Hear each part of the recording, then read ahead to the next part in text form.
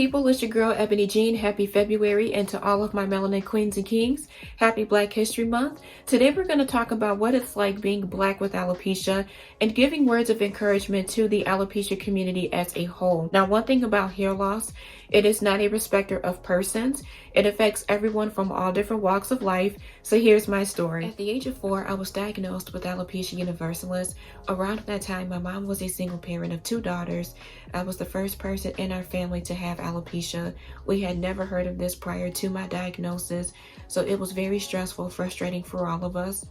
I didn't understand what was going on with me until beginning grade school. That's when I learned firsthand the definition of discrimination. I didn't even know there was a such thing. Not only was I discriminated against for my skin color, but for my alopecia. This is a very sensitive topic, especially concerning the times we're living in with the Black Lives Matter movement and everything. So for those of you who have been supporting the Black community, thank you so much. I greatly appreciate you and I love you to life. I hope that you will continue supporting us. Back in the 90s, it was so stressful growing up because I didn't look like all of the other kids, obviously, but in particular, I didn't look like every other Black girl within my neighborhood or my classrooms.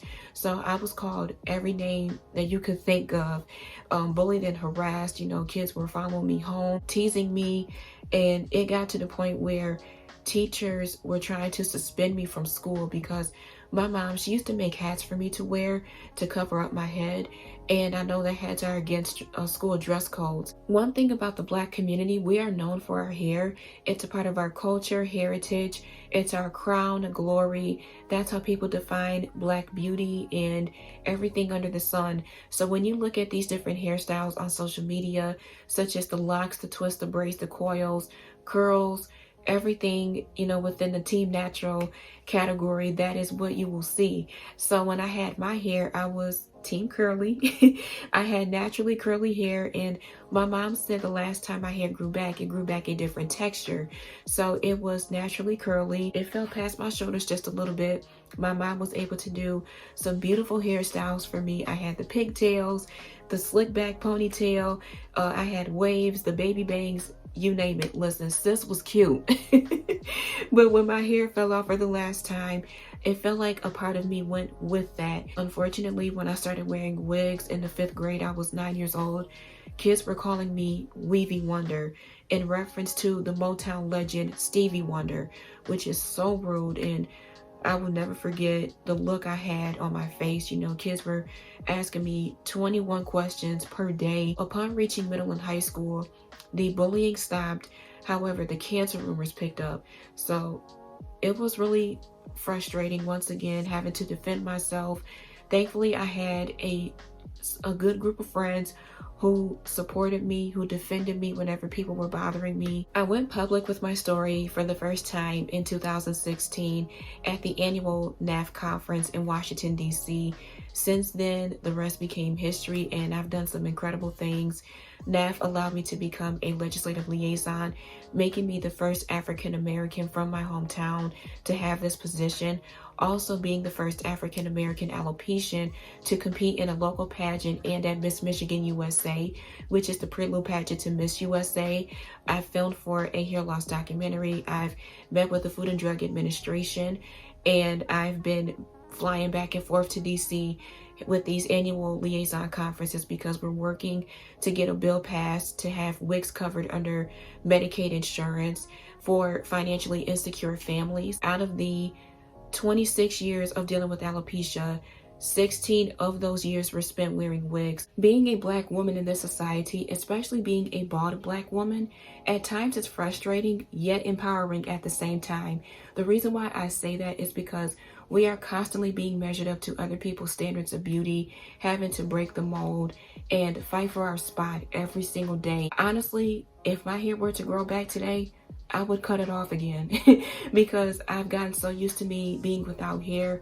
I love how I look without it, and I'm not going to let anyone tell me that I'm not beautiful. I was the butt of everyone's jokes for so many years.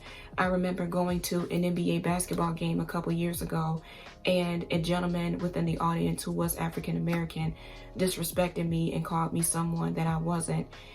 He was very ignorant, very rude, and unfortunately that situation did not get resolved. But I am glad that I've learned from it, and I am educating others as I go. But I'm so glad, however, we have better representation throughout our society, such as Ayanna Presley. She is queen, okay? Queen. Also, we have Viola Davis and the actress Denai Guerrero, who was one of the warriors in Black Panther. She doesn't have alopecia, but she did portray a bald warrior within that movie. I've never seen anyone represent bald Black women in that capacity, so I was empowered and amazed at watching all these incredible women within our communities, you know, making a difference and breaking the mold. So let's normalize bald Black women in 2021. Now is the time to go after your dreams like never before. Tap into your potential. Don't let alopecia stop you from living your best life. Hair is not a requirement to be successful. Start that nonprofit. Write that book. Get back into music. Start painting and drawing again. Begin that YouTube channel. You don't need a bunch of expensive equipment to start it either. Use what you have.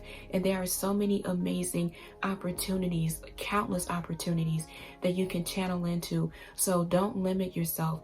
You guys are amazing and full of so much potential. All right, I love you guys. I'm here for you if you need me anytime. I am so thankful to be a part of this group. God bless you all. And remember, in the words of singer India Ari, I am not my hair. I am not the skin. I am the soul that lives within. See you guys later.